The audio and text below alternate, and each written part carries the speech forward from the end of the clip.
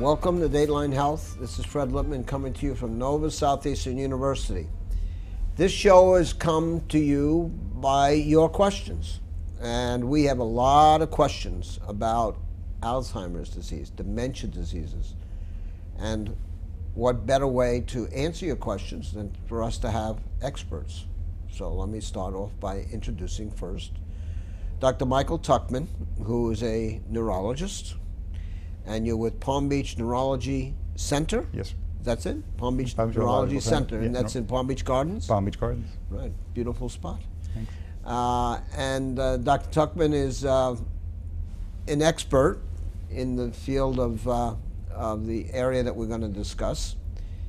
And Barbara Grush, yes, who is an LMFT. Is that it? That's right. Tell me what LMFT is. It's a licensed marriage and family therapist, and I Okay. got my training here at Nova. Yes. And I have a clinical specialty in medical family therapy. Oh, but you're the Vice President of Program Services for the Alzheimer's Association. Yes, sir. And that's why we have you here today, because not only are you knowledgeable in your own educated background, but you're knowledgeable in your advocacy background for Alzheimer's patients and Alzheimer's victims, correct? Correct. Right. Okay. Dr. Tuchman, tell us. I don't know whether we can tell the people, but they always ask, what is Alzheimer's? So Alzheimer's disease is the slow change in brain that comes from the deposition of certain proteins in the brain that over a decade or two begins to rob the brain of its ability to function. Patients begin to experience memory loss, difficulty with thinking, difficulty with planning, their behavior changes, and they really become severely impaired in their ability to do day-to-day activities. It's a terrible disease. It's unfortunately a very common disease as we get older. And a disease up until maybe 15, 20 years ago, we were completely impotent to intervene with. But things are changing. Okay, well that's something that we're going to spend some time on. Barbara Grush, tell us, what does the Alzheimer's Association do other than advocate? The Alzheimer's Association provides services at the local level. Through the chapters, we provide support groups. We provide education programs to caregivers, people diagnosed with Alzheimer's or some form of dementia, and professionals. We provide early stage education programs for people in the early stages of Alzheimer's disease, people who have been diagnosed with mild cognitive impairment, which I think Dr. Tuchman will talk to you about, and maybe people who have been told they have some memory loss. So we do a lot of education programs. In addition, we have a 24-hour, 7-day-a-week dementia-specific helpline. And this helpline is available to anyone to call 24 hours a day, 7 days a week. We have master's level clinicians that will give local resources, that will provide education about the disease on the phone, do some crisis care over the phone, and provide support to whoever calls. Okay.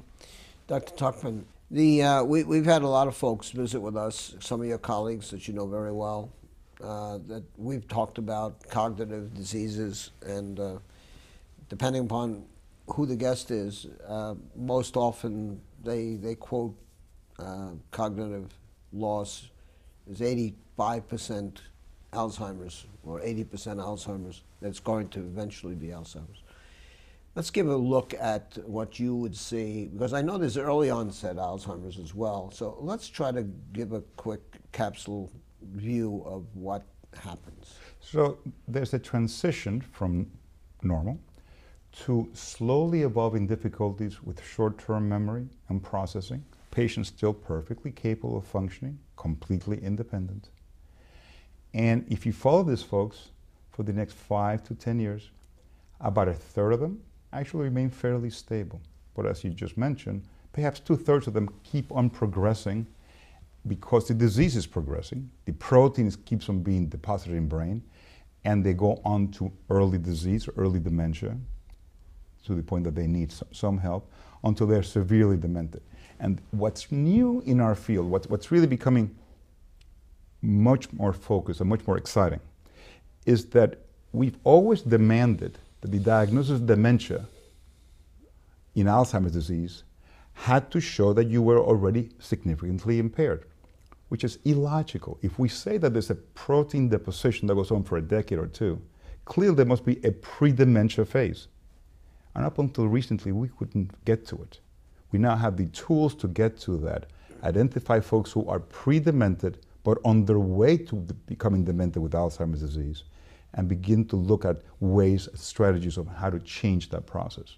And I know this is sort of a, you can't really say an oversimplistic way, but really in a generic way, how can we tell our viewers exactly what you would do or what occurs to, is a challenge to you to know that these proteins are deposited, and how do you diagnose that? You bet.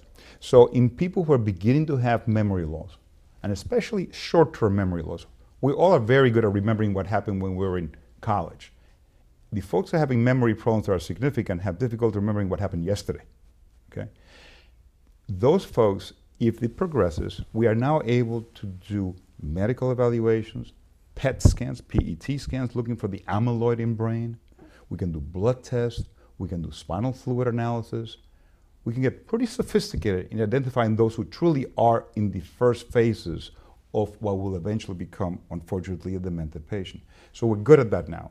Now, the problem was we've been good at it longer than we could do anything about it. Now we're beginning to do trials looking at medications, intravenous and otherwise, that might begin to leach out to get rid of some of this accumulated amyloid. So it's very exciting times. So the amyloids are these proteins that you discussed, and Yes. they deposit themselves on the brain tissue itself. Exactly. We all make amyloid. You and I must, otherwise we don't survive. It's the either overproduction or the under excretion of it from brain that becomes a challenge. Okay, so now, as I understand, there are a number of items or products, substances are available pharmaceutically to intervene, slow down. Give me the right You words. bet. No, I think those are the right words. I think what we want to do is, as we learn more about the metabolism of amyloid, theoretically, you can either figure ways of making it less likely to be produced, or we think of ways of leaching it out, and both are being looked at. Mm-hmm. Now, we've been doing this for a while, and quite candidly, the first half a dozen years of these trials have not been particularly rewarding, but we've learned a lot. And this next generation of them look much, much more interesting. So we're both going to decrease production, and we're going to increase excretion, allowing the healthy brain to keep functioning. If you think about it, a disease that has a peak incidence between 85 and 95, if you could just delay expression of it by a decade, we've done our job. Yep. Yep. We're going to do better than that. But that's what the Alzheimer's Association is so interested in, and what clinicians and researchers like me are so interested in. Stop the train, slowly turn it back. That's one of the things I wanted to make a point to our viewers, is that not only are you a preeminent neurologist, but you are a researcher. Yes, sir. And you do it in coordination with your Palm Beach Neurology Center. Yes, sir. You do clinical research based upon certain protocols that are provided by the FDA or through NIH or NSF funding, correct? It's FDA controlled, be the better term, okay, Right. guided. Right. Almost always pharmaceutical company sponsored, Right. occasionally not through NIH. And all of them are indeed looking at clinical trials on patients who have either the disease or at risk of it. Well, one of the advantages I think we have, at least in the state of Florida, is and we discussed it before the show, is the presence of the giants like Scripps. And they are focused, one of their new areas. When they have certain centers, in Right. research, they can't research everything medically, or I'm sure they would like to, but they focus. And one of the new foci of Scripps are cognitive diseases. And Absolutely. and they are moving forward, as I understand, very quickly. They are, and what they do is they bring it from the bench lab to the animal lab, and once it clears that, when it moves to human trials, that's when we get involved. Right. Okay. Barbara Gresh. Yes. Alzheimer's is a very debilitating disease. I'm sure that Dr. Tuchman can tell us how debilitating it is, but it's what people don't recognize is that it is equally, if not, I don't want to measure it, dramatically debilitating to the caregivers. Absolutely. And part of the programs of the Alzheimer's Association is to provide that support to the caregiver, the immediate caregiver, but also the family support. And we have found that the better educated the family is about the disease and the disease process, and the more support the caregiver has, the better they're able to deal with their loved one with the disease. And I had the privilege, it was a privilege, to work with some individuals, one particular person I will name, but she's no longer with us, the Honorable Elaine Gordon, who was the first person in government to come up with the whole idea of respite care. Mm-hmm. And respite care was never heard of in the laws of the state of Florida until the early 1980s. And I'd like you to talk a bit about respite care, because I think that gives, it's you know, in essence, I don't want to oversimplify it, but it gives the caregiver and the families an opportunity to stand away from the horrible conditions, and I don't want to say, maybe that's a bad word, the untenable positions mm-hmm. that they have to deal with a patient that has either totally disassociated themselves with the individual or is doing things that are not understandable by the caregiver. And well, explain respite care. Respite care is so important because the job of the caregiver is 24 hours a day, 7 days a week. And they look at their loved one who looks like they used to, but is not really cognitively there for them anymore. So the stress that the caregiver feels is unbelievable, not only because of the behaviors associated with the disease, but because they need constant attention. Caregivers are notorious for not asking for help or having people, loved ones, friends, neighbors saying, how can we help you? And they just hesitate to really tell them how they can help. Respite care is so important because it provides an opportunity for that caregiver, like you said, to stand away, to do some things for themselves, to rejuvenate themselves physically, emotionally, spiritually, to step aside while someone is caring for their loved one. And through education, the Alzheimer's Association, and through our support groups, we try to get caregivers to understand how important respite is for them, because caregivers, percentage-wise, are very likely to have serious illness themselves related to the stress of caregiving. And the respite services that are provided are so important not only to the caregiver in providing the care, but to the care receiver who also needs that caregiver to be present to their needs.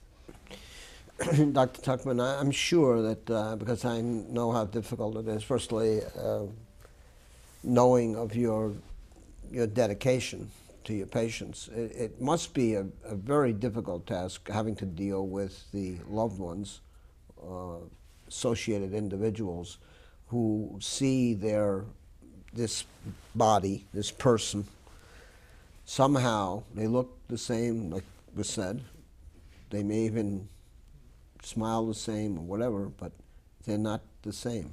No, they're not. And Alzheimer's is a family disease. It's invariably a disease that affects the family. And actually there are times in which it's pretty evident to the clinician that the more distressed member in that family is not the patient right now, it's the caregiver. Part of what's uniquely challenging about Alzheimer's is that our perception of ourselves when we're the patient is altered. We do not see the damage to ourselves as clearly as those around us. To put it in anatomical terms, we need parietal lobes to be healthy for us to know what's going on around us and about us. That gets damaged early. So we have people who have no insight, don't appreciate their disabilities, in fact, are reticent to get care. They're typically brought in by somebody. So that person is stressed, but the family is very stressed. And the typical story is somebody's been married for 35 years. They finally moved to Florida. This is their retirement age. And one of them comes down with evident dementia. They both got a major problem now. And they both their lives have now changed permanently. And when you think about it, the caregiver isn't the 25-year-old young buck. The caregiver typically is an age contemporary with their own health issues. And that's what we have to rely on, because the only thing standing between the patient and a permanent nursing home placement is the caregiver. And memory is not what gets them there.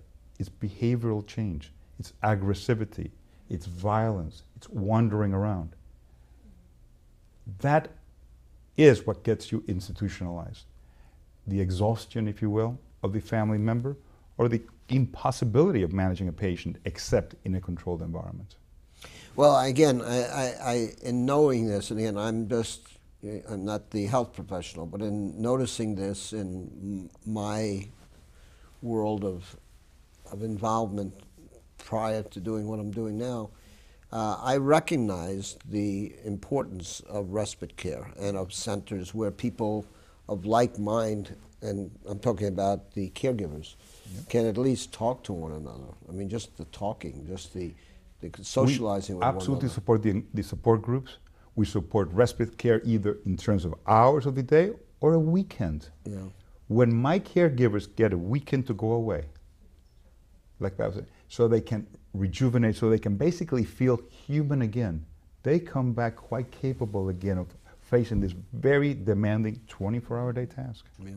Let me get back to, again, you'll forgive me, Barbara, Sure. if I may call you Barbara. Sure. I want to stay on this because a lot of the questions we had from our viewers relates to, oh, you know, I forget this, or I forget where I put my keys, or you know, oh my goodness, I forgot to go somewhere, or something like that. In discussing this with fellow contemporary neurologists, you know, a lot of times I say, well, you know, some of these things occur, but it's the pattern. It's the pattern, and it's who comes with it. Short-term memory loss alone is not dementia.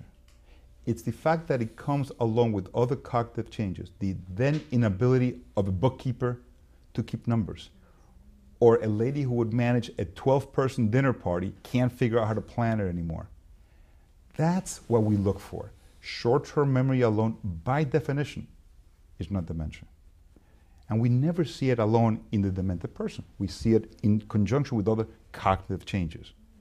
And it's that commingling which tells you, I got temporal lobe involvement, short-term memory, I got parietal lobe, frontal lobe, I can't plan anymore. That picture is the clinical signature, if you will, of a dementing process. Yeah, because again, like I said, we have a lot of seniors that watch us, or view us, and they worry. You know, they worry. Sure. You know, gee, I forgot, I forgot this, or I did this. Am I getting Alzheimer's, or somebody make? But it doesn't seem to. There's an anxiety, and that's what we hear in the questions. So I just wanted to, in a way, allay some of that anxiety thing. But I also wanted to, in hopefully getting from you, the caution, as I always say to my viewers, you got to take good care of yourself. And one of the things that you have to do is you have to see your physicians. You have Absolutely. to talk. You have to communicate as to what you see. If you have a problem, if you have this anxiety, don't hold back. Tell your physician. And it's going to become, if not already, part of our yearly checkup for our patients. Our well patient checkup needs to include an assessment of their mental capacities. And I think that's now becoming de rigueur. It is really part of it. You get an EKG every year or two, you get X, Y, and Z done. This is part of it. And we want to get a baseline so that if things change, we have a point of reference. So we're really encouraging folks, just like you and I should have a stress test every so many years. That's a point of reference. Make sure your heart's doing okay. Same for the brain. Well, you know, and I'll take a little pride in the fact that here at Nova Southeastern University, we have a full geriatric care department in our internal medicine suite. And we have 4 board-certified geriatricians, geriatric physicians here. And as part of the annual assessment, or the assessments, which is obviously it's the annual assessment that's the most important thing, they do this type of assessment. And I think it's an imperative. I think that, you know, the general public really needs to know that their primary care physician, whoever it might be, the internist, the general the family doctor, the OBGYN. I mean, obviously, a lot of the people are not going to be dealing with OB, but they certainly are dealing with the GYN portion. And you know, they need to ask for, they need to communicate. Absolutely. Right? And we do encourage it. And on the other side, the old idea that it's okay to lose your memory as you get older is completely wrong. Yeah, it's never normal to become demented. Something's going on and we need to do something about it. And that's what the Alzheimer's Association is spending a lot of effort and money making sure that's never viewed as normal.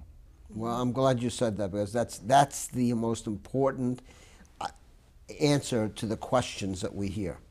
Don't take it for granted that this is okay. Barbara? Well, I want to say that the Alzheimer's Association also is making a very large effort to educate primary care physicians in recognizing their patients' needs. And we are doing an education program with the primary care physicians to get them to give the information about the Alzheimer's Association and the services that we offer to patients that they see that can utilize our services. And again, I know you say you have referral services. Mm-hmm. Does that include communicating with people relative to certain, obviously there's not direct referral to a physician, but you would say what? We would encourage people that would call our helpline and say, I'm really having some trouble with my memory and I'm really concerned about it. Our clinicians will say to them, you know, you need to visit your physician, you need to ask these kinds of questions, and encourage them to get a follow-up, absolutely. Oh yeah, because the follow-up is Dr. Tuchman. That's right. And people like him. That's right. Because that's where it has to be. I mean, you know, I sort of, oversimplistically, you know, we always grew up with the idea that we had to have our annual dental checkups or teeth cleaned every year or whatever, and something shows up. And then, well, it's an issue. No longer the general dentist that does it. The general dentist says, well, I think you need an endodontic procedure. You need a periodontic procedure. But if people communicate with their primary care physicians, and they're going to have the opportunity, I mean, whether people, I don't want to get into the politics of it, but with the Affordable Care Act, it enables everybody to have an annual checkup, and those annual checkups have to have, as a component, these questions asked, because that's where the referrals will come to the neurologist, the people who have the knowledge. I mean, not that other people don't have knowledge, but I'm telling the specific information, specific knowledge. Is that correct? That's exactly right. And that's, we need the frontline doctors, the GPs, the primary care physicians, to do the initial screening. And those who need to get specialized care need to get to us early. We do a much better job if we see them early, like in any other disease. What people don't realize is that, you know, has been determined by, not only by federal statute and otherwise, you know, but, you know, primary care is family doctors, general internal medicine, general surgery, psychiatry, OBGYNs, pediatricians, and depending upon which side you look at. It's even emergency medicine. Sure. So there are a lot of ways where people will be seen medically that might need to see your services. Absolutely, and that's the initial contact and needs to be identified and encouraged. Part of it is the fear. Part of the problem is that people are fearful of the diagnosis. And quite candidly, up until a decade ago, the fear was justified. What am I going to do about it? Now we can. So the fear no longer is valid. The anxiety needs to be resolved, and we need to get people in and be dealt with. Well, let me just touch very quickly. We're down to the last 2 minutes of the show, but I want to Sure. get into this. There are products that are presented to the public through various sources that talk about the slowing down of Alzheimer's. Is it true? No. Okay.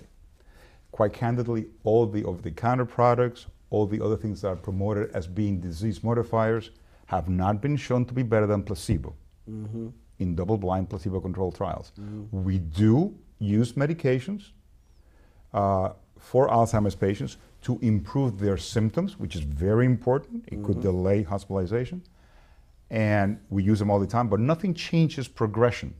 That's what our research is all about. Now, ours, everybody's, is all about, if it's done correctly, to the slowing down of the progression. Everything we have so far changes symptoms. So analogous to aspirin is good for the fever, penicillin is really good to get rid of the pneumonia. We're working the penicillin side. I understand. Okay. So, one more time, Barbara Grush. We're down to the last 30 seconds of the show, so give me 20 seconds of advocacy for Alzheimer's. Anybody who wants to find out more about Alzheimer's disease, wants to find out more about our services, to call our 24-hour dementia-specific helpline, and that number is 1-800-272-3900. Right. And your particular group covers a very large area in the state of Florida. We do, from Key West to Fort Pierce. Okay, that's good. Well, thank you very, very much. I thank you and your association particularly. You've been dramatic advocates for a disease that I believe has not been brought to the fore. And it's basically because of what the Dr. Tuchman just said. It's the fear. It's the fear of the unknown. Dr. Tuchman, thank you very much for being here. It's been my pleasure. You got 10 seconds. What's your last thought? Research is the answer, and unless we all get involved, we're not going to get our job done. Okay. Thank you, Michael Tuchman, MD. You're a neurologist, and you're with Palm Beach Neurology Center that's in Palm Beach Gardens, correct? Yes, and we thank you very, very much for not only for your knowledge, but for your advocacy and for your research intent, which is very, very important. Intent is very important in research. And Barbara, as I said, thank you very, very much from Barbara Grush from the Alzheimer's Association. Folks, I hope we answered some of your questions. I know that this whole issue of Alzheimer's and cognitive disease has been giving you a lot of anxiety, but you're hearing the people that are telling you. And as I always say to you, when I tell you, you got to take good care of yourself, remember, you have to talk to your doctors. Please talk to your doctors. So thank you very much once again for tuning in to this program. It's called Dateline Health. We come to you from Nova Southeastern University. And remember, as I just said before, take good care of yourself. Until next time, this is Fred Lippman saying, see you.